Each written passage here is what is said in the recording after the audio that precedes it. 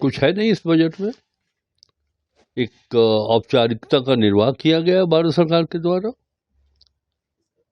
इस बजट में क्या है वो बताएं तुलनात्मक दृष्टिकोण से कि 2025-26 में अब तक 31 जनवरी तक या फिर 2024-25 में जो बजट स्पीचेज में घोषणाएं की गई थी, वायदे किए गए थे, वो कितना पूरा किया गया। अभी इन्होंने कहा कि मैं इतने लाख लोगों को नौकरी दूंगा। पहले समय में जो वादा किए थे वो तो बताइए जनता के सामने। मैं झारखंड में इस बात को कहता हूँ कि जब हम बजट पेश करते हैं तो पिछले बजट में हमने क्या कहा था, हम एक्शन ATR देते हैं लोगों को। अब देश की जनता को बताइए, झारखंड की बात करिए तो क्या आपने किया है। सबसे ज़्यादा रेवेन्यू झारखंड देता है रेलवे सेक्टर को, कोई नई रेल लाइन नहीं है, जबकि ये पठारी क्षेत्र है। कई ऐसे हमारे ज़िले हैं जहाँ रेल की व्यवस्था नहीं है, रेलवे लाइन नहीं है, कोई यात्रियों के लिए नई ट्रेन सुविधा नहीं दी है भारत सरकार ने। और राजस्व झारखंड के माल ढुलाई से आपको प्राप्त होता है। खनिज संपदाओं की ढुलाई रेल के माध्यम से की जाती है।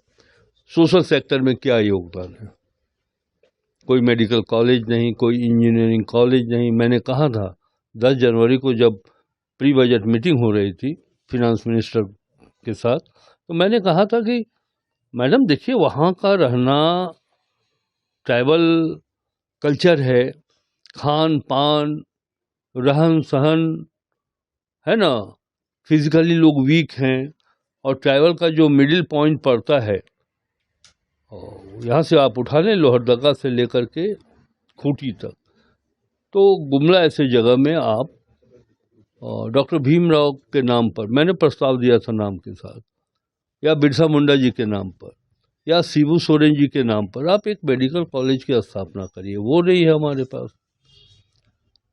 हमारे पास सब्जी का इतना उत्पादन होता है, कोल्ड स्टोरेज के लिए एडिशनल फंड अगर कोई दे सकता है भारत सरकार से हम उम्मीद कर सकते हैं। हमारे पास तो रिसोर्सेज लिमिटेड, भारत सरकार को करना चाहिए।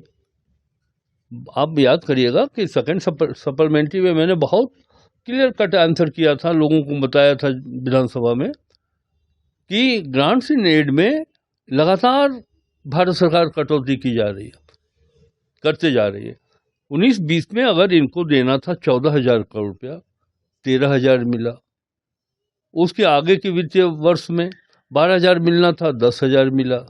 धीरे धीरे आज की स्थिति बता दें कि 17,000 करोड़ रुपया एस्टिमेटेड था, 4,000 करोड़ रुपया अभी तक मिला है, 13,000 करोड़ रुपया नहीं मिला। GST रैशनलाइजेशन से झारखंड को, चूंकि हम कंज्यूमिंग स्टेट नहीं है, GST काउंसिल की बैठक में मैंने कहा कि मैडम 4,000 करोड़ रुपया, उस समय असेसमेंट भी नहीं हुआ था, मैंने अपने स्टडी के आधार पर कहा था कि 4,000 करोड़ रुपये का नुकसान होगा। और आज जब हम लोग उसका आकलन कर रहे हैं तो सही मायनों में 3900 करोड़ रुपए का नुकसान झारखंड को हो रहा है। ये कंपनसेशन आप नहीं देते। मनरेगा की योजना पर 60-40 का जो डिस्ट्रीब्यूशन हुआ है एक्सपेंडिचर का, तो हम अगर 40% देंगे तो 5,500 करोड़ रुपए का नुकसान हो रहा है। एक तरफ तो आपकी पॉलिसी इस तरह है कि छोटे राज्य, और खासकर वो राज्य जहां भाजपा नीति सरकार नहीं है, उसको अपने पॉलिसी के तहत से आर्थिक दृष्टिकोण से इतना कमजोर कर दो कि वो राज्य खर्च वहन ही नहीं कर सके। और दूसरी तरफ बजट भी आप लाते हैं तो उस बजट में भी आप झारखंड की उपेक्षा कर रहे हैं। कुल मिलाकर के ये व्यथित करने वाला झारखंड का बजट। सर, आप कह रहे हैं कि इस बजट में कुछ नहीं है, दिखावा है। प्रधानमंत्री कह रहे हैं कि इतना महत्वाकांक्षी ये बजट है, आगे विकसित भारत के लिए, आत्मनिर्भर के लिए, इसका रोडमैप निर्माण करने के लिए, उस लिहाज से बहुत ही महत्वाकांक्षी बजट है ये। तो वो करें उत्तर प्रदेश में, मध्य प्रदेश में, हम तो झारखंड की बात कर रहे हैं। पूरे बजट को पढ़ लीजिए। हम जो हमारी